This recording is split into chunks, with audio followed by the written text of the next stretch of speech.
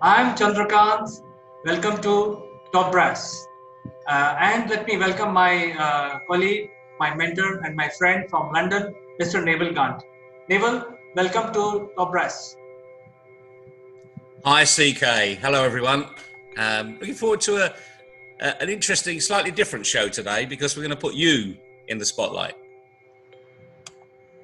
That's right. In fact, there has been a remarkable change in the way people do business. And I think we have talked about it in the past as well, where the way to do business going forward is going to be moving your sales and marketing, your customer interaction, and your prospecting all on the digital platform. So some people are doing it, and we thought it is important to bring about how it is easy for people to move on to digital platform. And I think that is something that we would like to take your opinion. I will ask you questions, take your inputs, because you have been a veteran in the industry, you have seen it all. I think your opinions would matter, and this is the show that we want to do today. And you can put me on spot, Neville. Well, I think that's a given, CK. You are always put on the spot, especially in the digital world, because you're the technical guy here. I'm just a user, an avid user, but just a user. So let's hit it. What do you think businesses are struggling with today? So I think first element is people are a little hesitant, or probably they have not the right tools, people to take them to the digital world. So first off, I think my first question from you would be, what are the various elements about migrating to digital platform? I think that is the first question that needs to be answered. Well, it's a great question, and in many respects, we all know the answer because it's been very difficult over the last 10, 12 weeks to get away from Zoom. Your inbox, my inbox, everyone's inbox has been flooded with, come on to this free webinar, come on to this panel, come on to this discussion. So we've migrated there, but perhaps we've probably not realised it. We've just gone with the flow. So I think the first thing is we can migrate to that platform because we're already doing it. So the first thing really we need to do is to look at what we're actually doing. Are we working in the digital space at all? If you've got a website, the answer is yes, you are. So now just take those baby steps, the next steps, so that you do migrate into the particular platform that you need to be saying your message. Because it's not anybody else's message here we're talking about. This is your message. It's your platform. It's your opportunity. So any of that makes sense? I mean, you've seen so many Zoom, and we've been party to lots of Zoom programs over the period. What's your thoughts on that, CK? I think if I have to answer this question with regard to what we have been doing is, when 10 weeks back the whole lockdown situation started, I think the easiest method for us to get onto the Zoom, because that was readily available. But now situation has totally changed. The Hangout is there. There are a lot of startups which are venturing into this area. There are a lot of options available. So I think the thought process is required for every entrepreneur to think how I can leverage these platforms, whether it is Zoom, Hangout, or there are some 30 to 40 different platforms available, and they're all for free. It's just the thought process which is required.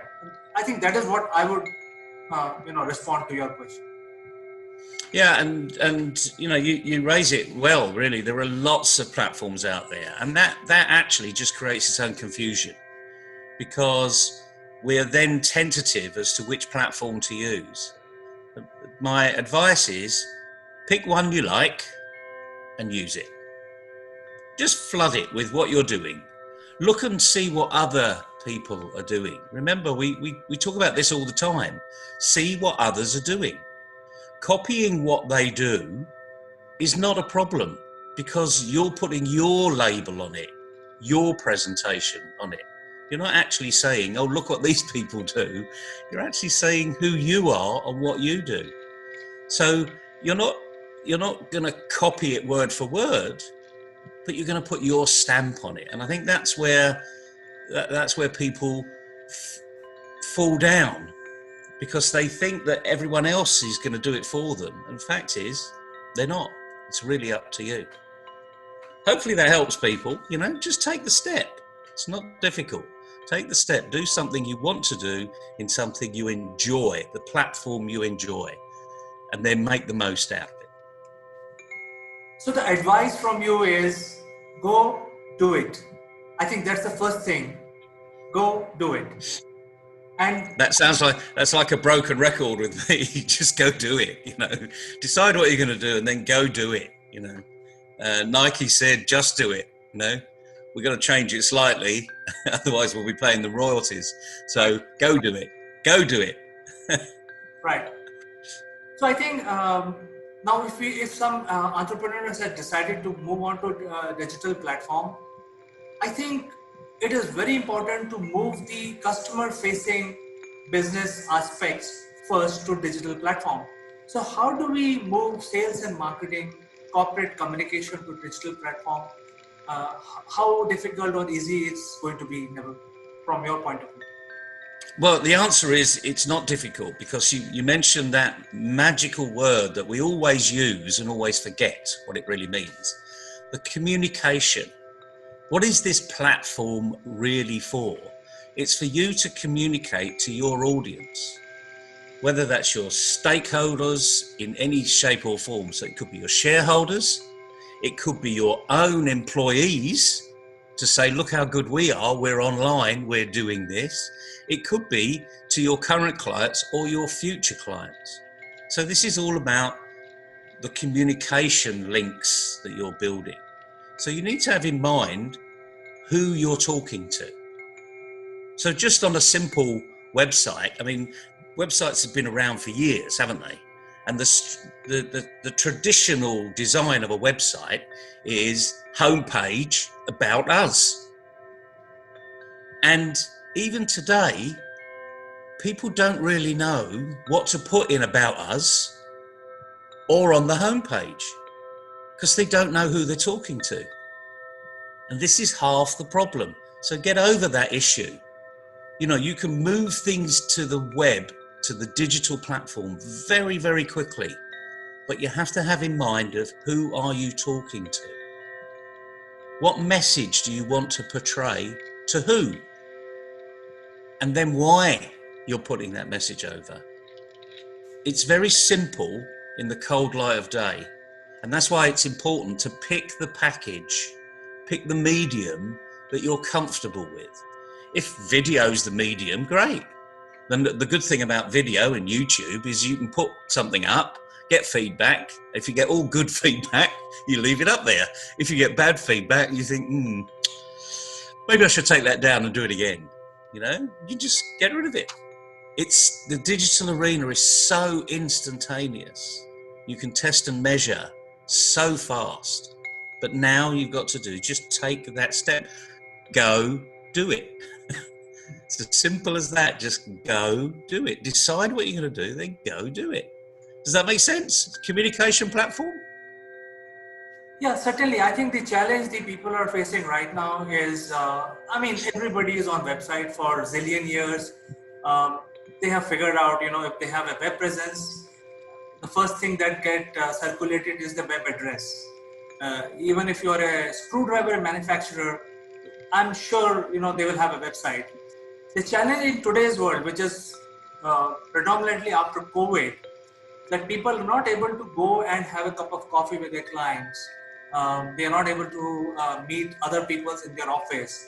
So they are all stuck to confinement. So in this scenario, if you're in the IT world, it's easy. But if you're a non-IT, which in some sort of manufacturing, in some sort of industry which requires a physical or touch point with the client.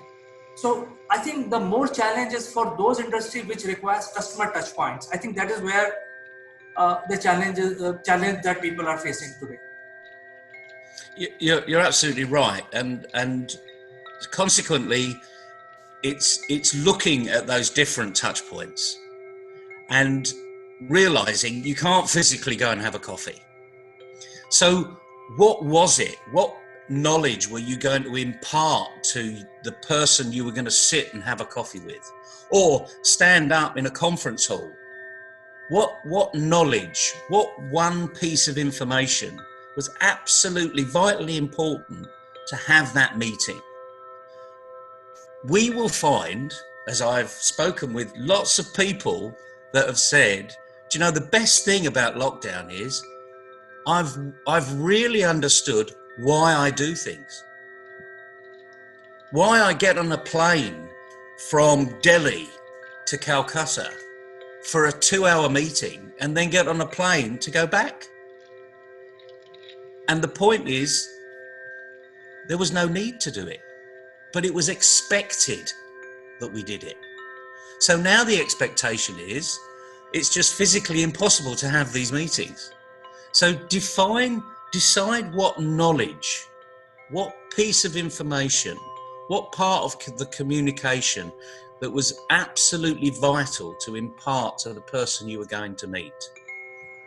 Now, I have a lot of people that say, but there's no point in having a selling website because we don't sell anything.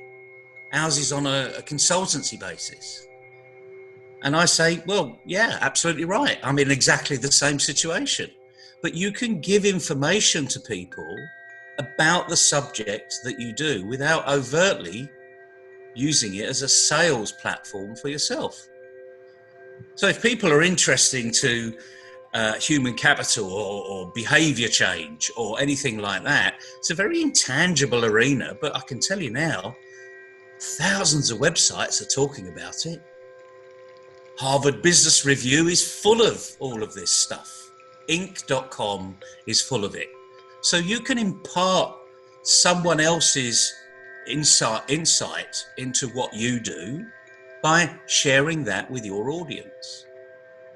And it's quite simple, you know. And as they say, sharing is caring. This is not overtly selling. This is saying, if you're interested in this, I've found this, you might want to read it. And that might have been the purpose of the meeting. So this is about clarifying who you are, what you are, where you're doing it, and more importantly, why you're doing it for people out there. Who really is your audience? How are you helping them improve what they do? Because fundamentally, that's what you're doing. You know, whether you're selling something tangible or something intangible, you're imparting knowledge. And this is a digital arena. It's a fantastic communication platform if only you just learn how to use it. And the more you do, there's another phrase you know, practice doesn't make perfect. Practice makes permanent, but the right practice makes perfect. So it's quite simple. The more you do and the more often you do it, the better you get at it. But focus on the right practice, because that's really important.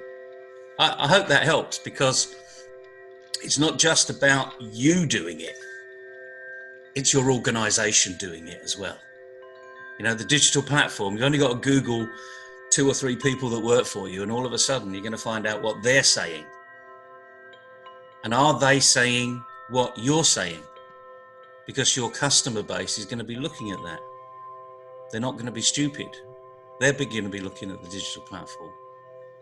So again, get the message right, be consistent, be real, put it over. I think your answer is very holistic and great. So far in our discussion, we have discussed the point where digital world is going to be there for next few years. And I think it's better for every business to realize this reality and move on to digital platform. So go do it is the is the message for that. And the second one is have consistent strategy around the digital platform so that your organization do not send confusing signals while moving your sales, marketing, corporate communication to the digital platform. So that I think these are the 2 points which are very, very vital. Now, Neville, let's say if an organization has started and created a strategy of digital in the digital arena, I think I have personally seen that the people who come use the video as a channel with the strategy do not have how to basically take that message out, because when they are sitting in front of a person, it's a human tendency to judge the body language. So some people are very good at it and some people are not, but let's not talk about that. But people who are not talking but very good in judging the body language, they are at a they are at a disadvantage right now because they are sitting in front of video and their ability of judging the body language is not coming into play. Second thing is, many people don't know how to present themselves in the right way, in the right fashion, because video is a totally different platform than a physical meeting. So I would like to ask you how these companies can get ready for this platform. Is there a media training required? What sort of things that we need to prepare? Well, I think the first thing I would say there is, if you believe what you did in the meeting was different to what you're doing now, you need to throw that belief away, because we're having a meeting here. I can see you, it's a two-way medium. It gets more complicated when you've got 50 people on the screen, but that's a skill you're going to have to develop. So the key here is, this may be a new skill that you think you haven't got. So how do you get this new skill? Well, we're going to go back to what I said a minute ago. Practice. And the beauty about this is, practice it, just see what it looks like. You don't even have to have a video on to do this. You can look in the mirror. I look in the mirror and actually close my eyes because sometimes it's not a pretty sight. But the point is, we don't look in the mirror.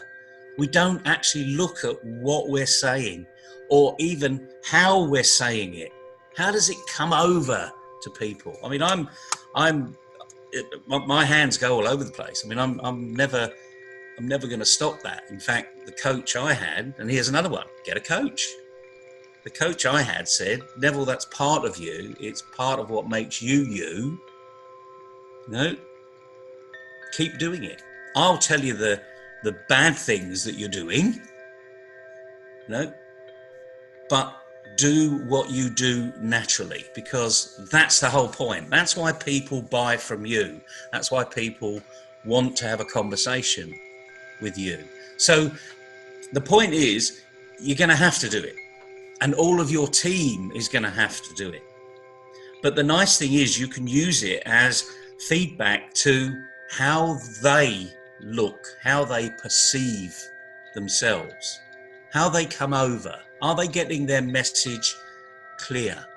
I mean, we've had governments around the world during this COVID-19 pandemic, and there's been huge criticism of certain governments of sending a mixed message. Well, as a business, if you send a mixed message, what happens? You don't sell anything. So you need to have clarity of your message. I mean, I coach thousands of people around the world about get clarity. Keep it simple. You're highly intelligent. You know your subject inside out. The problem is, no one else does. So if they're going to hire you as the expert, as the consultant that's going to come in, as the change manager that's going to come in, as the revolutionary that's going to come in and change their organization around, then You need to be able to say things very simply so that the audience listens to you. And a lot of it, I mean, some of the best advice I've seen out there is talk to people like they're 6-year-olds. Now, so that brings a smile to your face, because it's not the first time you've heard it, certainly not from me, but probably from someone else. But just speak, what it means is speak simply. Any fool can get into complication. Just keep it simple. Allow the other person to take it into their world. Allow them to throw the complexity back to you. And then break that complexity down into simple bite-sized chunks. That's what we do as small businesses. We take a problem, we break it out, we fix the problem and put it all back together again. There's nothing difficult of this, but what my advice here is to work as a team. Get it right together. Feel comfortable in what you're saying. And when you do, you can do this easy. I mean, you can have Zoom team meetings time and time again now. You don't have to be physically in the same room. And people will record them. Look back at them. Just as an aside, they say the majority of the best actors in the world never look at what they've just done. They never look at the film. They just listen to what everyone else says, and that's their feedback. So I'm not suggesting that for one moment, but that's their profession, remember. This is not your profession. Your profession is doing some great stuff. You're using this media to explain to people what you do. I hope that makes sense. Just keep it simple. Yeah, so Neville, if I have to summarize your answer in 3 or 2 easy steps. One is keep it simple. Keep it so simple that even a 6-year-old child can understand, so that you're not complicating things. Many times people throw a lot of jargons because they want to just show off. So avoid doing that. So that is one summary of your response. Number 2 is practice. So you need to start your journey today so that you become perfect or better than tomorrow. So that is number 2. But number 3 could be that you can leverage a consultant or a coach to guide you, because media training is a specialized field. How you present yourself is not, it will take a lot of time. I mean, if you do it organically, it will take a lot of time. So you can take external help to do that. So I think these are the 3 summary points that I gather from your answer. So moving on, Neville, in the digital arena, many possibilities are there. And for example, if there is a manufacturer of small item, he knows exactly where is my warehouse, where is my distributor, where is my retailer. So that chain of business cycle is sort of broken right now, because he has to do his own marketing and sales, and he has to use these channels for his realization.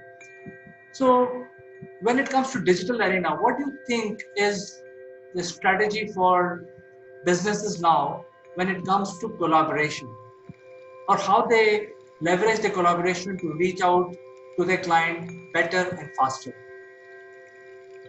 Well, it's a great question, and it's a really important arena here. Having worked in a collaborative organization for many years, and a collaborative industry like the oil and gas industry, and now a lot of people are going to say the oil and gas industry don't collaborate. It's a filthy industry. They fight like cat and dog. It's all about profit. How do they collaborate with each other? Well, you have to understand, until you're in the industry, you don't really understand the industry from the outside. One of the biggest issues that industry faces is it's really expensive to develop oil and gas. It's not in the air, it's underground. So you have to drill. And then where are you going to drill? You have to do some exploration. they call it seismic exploration, to go and find out where could be the good place to drill.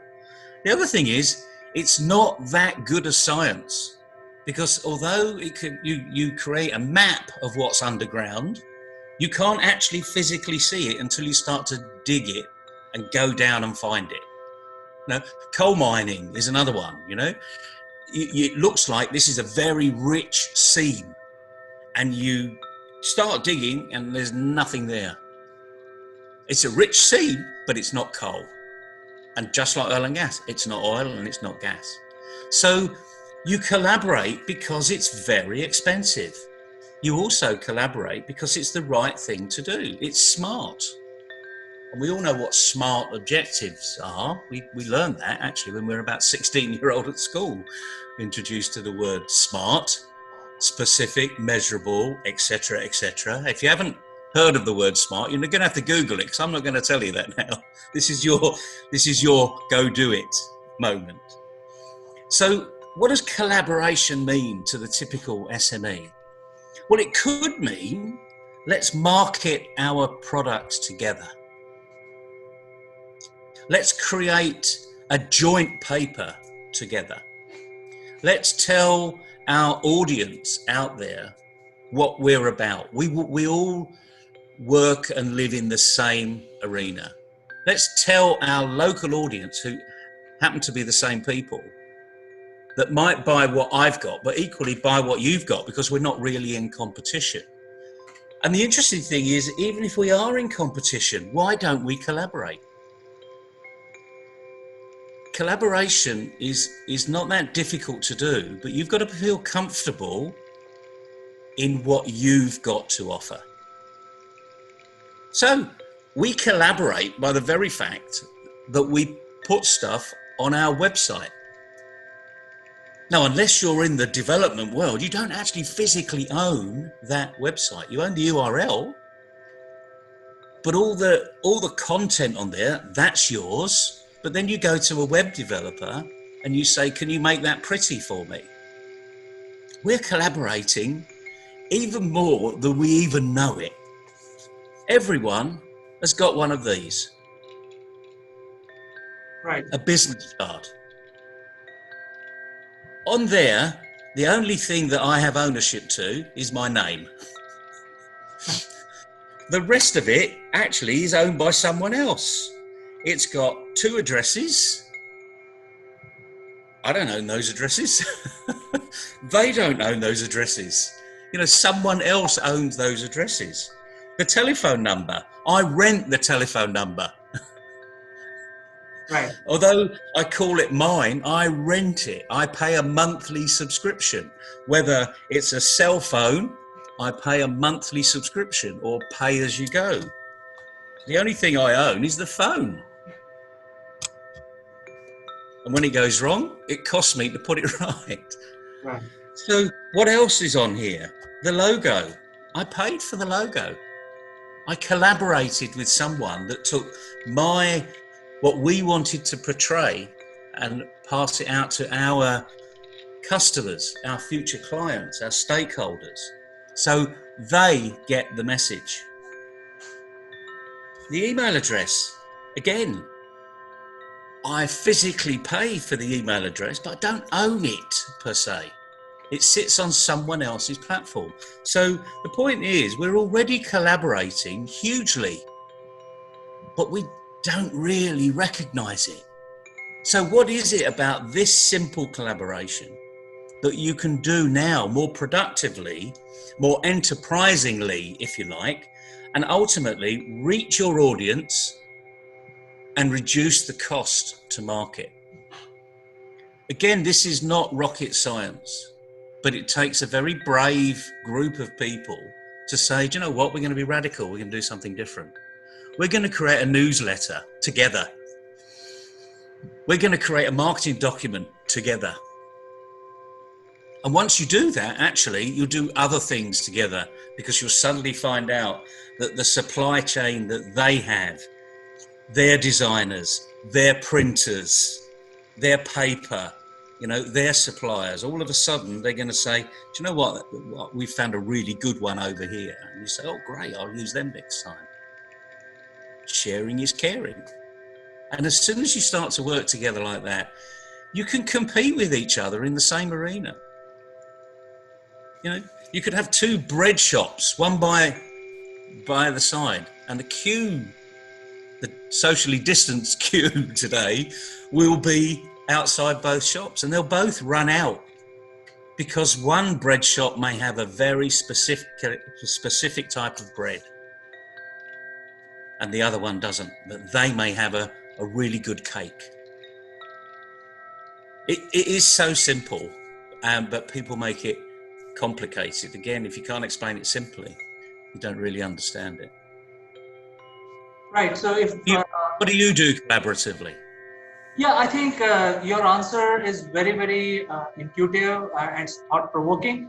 So if I have to summarize for my own advantage, I would first get into a webinar jointly with my competitors, and the advantages I'm leveraging the digital platform to reach out to my audience, and the audience could be my prospects, could be my existing clients, and could be my future clients. So I'm using this. Second thing is, when I'm collaborating with my competitors, I am seeing them as my partners, because then this incident will give me ability to, like you mentioned, good bread versus good cake. So I would do my own SWOT analysis and say, hey, what is that I have which is the best? And I will ask my collaborative partner, who is my competitor, hey, what is that you have got the best? Let's bring our best things together so that we don't compete. We actually collaborate. We go on one platform. We will not spend a lot of money in branding, in advertising. We will actually reduce our costs. So I think this is what you're trying to say in a nutshell, and this is what I gather from you. Yeah, you summed it up in your world, which is important, because if the message is understood, then you need to relate it into your world. And I know that you and I have done some spotlights with communities. We've got one coming up shortly about electric vehicles. The context is anyone in the electric vehicle arena come into a collaborative arena and let's discuss it. Let's see what we can do together. Let's see what you can do with other people.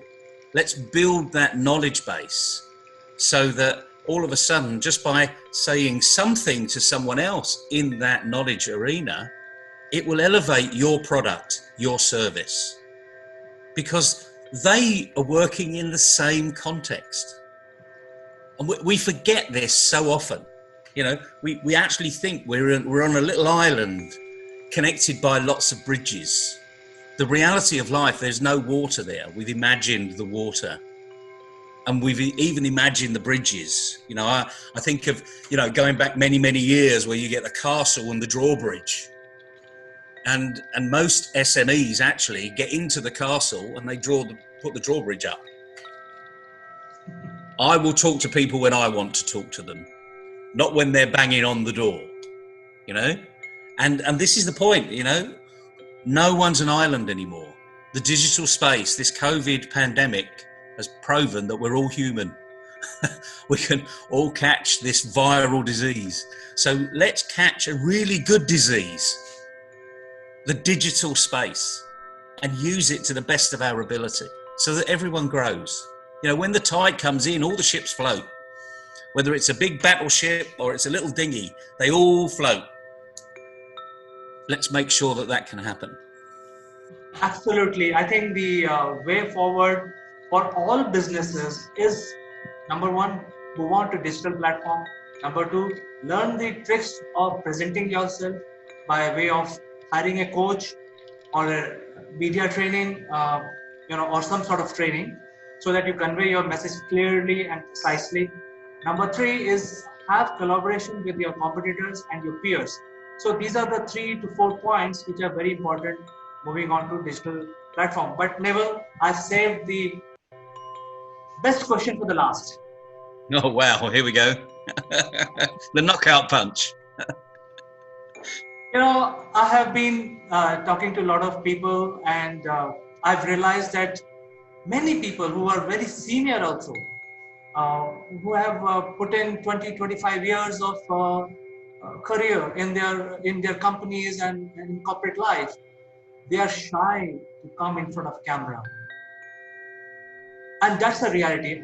I would, without mincing my word, I would say almost 80% people today, even today, after 10 weeks of lockdown, are shying off from coming in front of camera. How do you, or what is your message to those people? And if they want to come in front of camera, what are the tricks for them?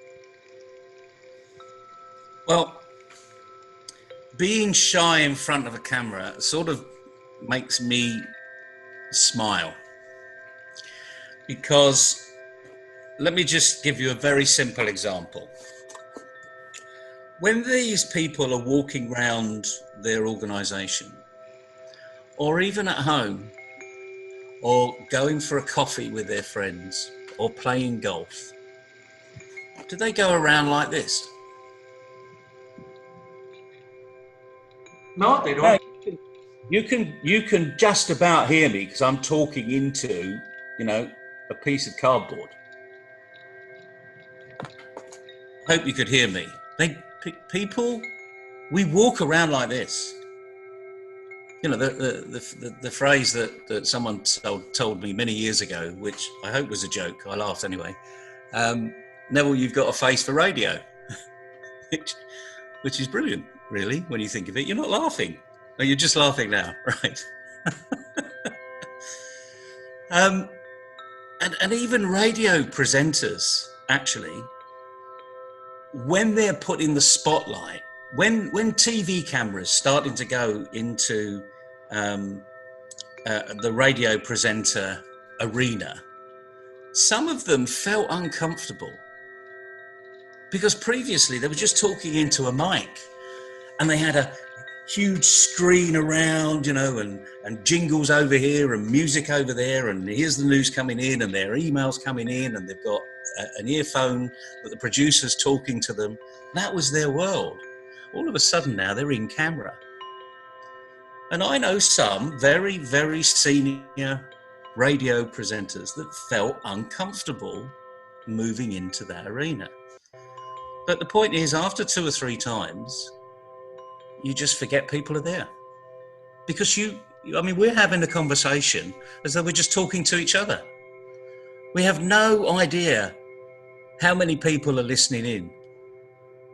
When it goes onto YouTube, it's there forever.